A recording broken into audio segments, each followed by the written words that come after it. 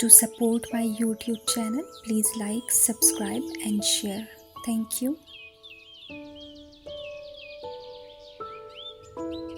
नज़्म का उन्वान है माँ की ममता।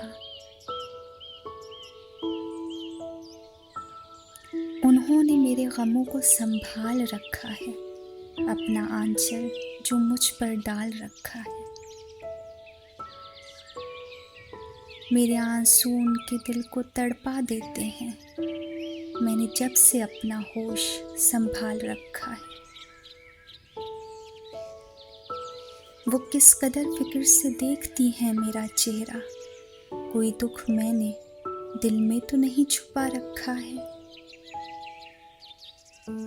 वो मेरा हाथ थाम कर मुझे चला रही है, मैंने जब से अपना कदम ज़मीं पर जमा रखा है।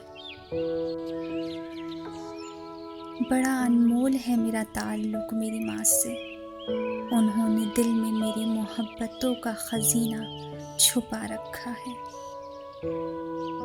बहुत सख्त से लहजे में मुझे डांटती हैं जब, पर आँखों की नमी में कितना प्यार भिगा रखा है। कभी जो घर खाली हो इनके ना होने से, अजब एक वीराना माहौल पर छा रखा है। इनके कदमों के निशान हैं मेरी हर कामयाबी के पीछे, उन्होंने अपना वजूद मुझ पर वार रखा है।